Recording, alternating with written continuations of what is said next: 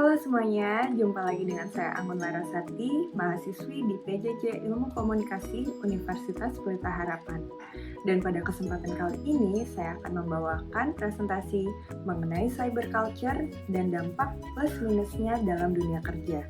Selamat menikmati ya!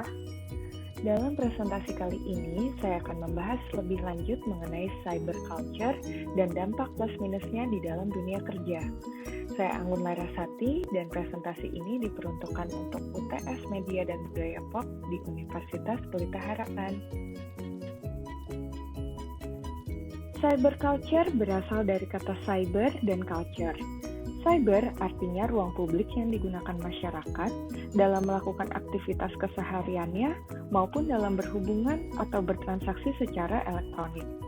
Sedangkan culture atau budaya adalah pola atau cara hidup yang terus berkembang oleh sekelompok orang dan diturunkan pada generasi berikutnya. Lebih lanjut mengenai cyberculture adalah sebuah budaya yang muncul dari penggunaan jaringan komputer sebagai pendukung sarana komunikasi, hiburan, dan bisnis. Dengan kata lain, cyberculture merupakan budaya yang timbul di dalam cyberspace. Berbicara tentang cyberculture tidak terlepas dari cyberspace.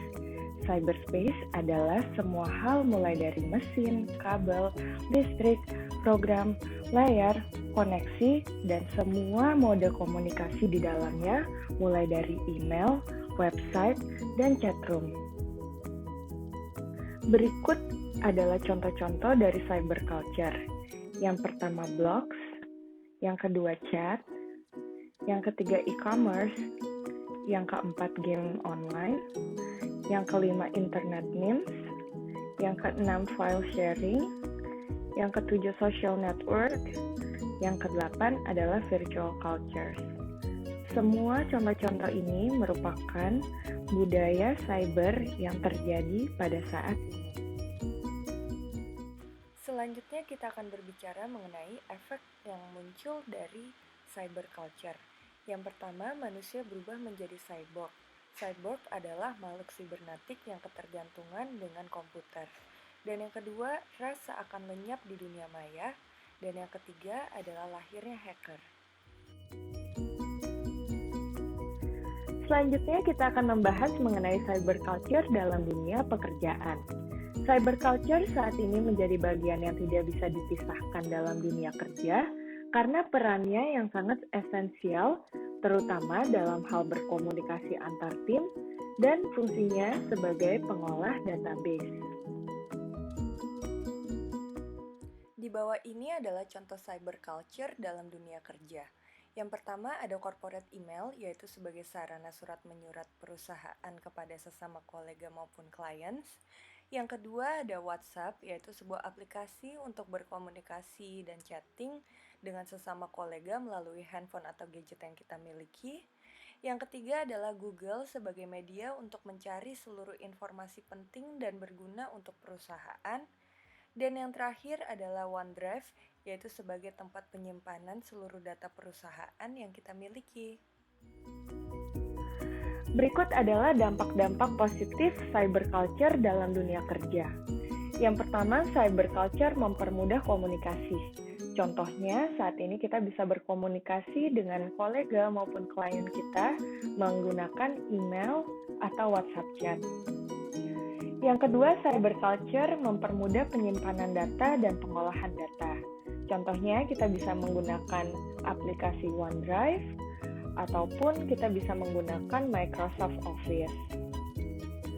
Yang ketiga, cyberculture mempermudah transaksi keuangan.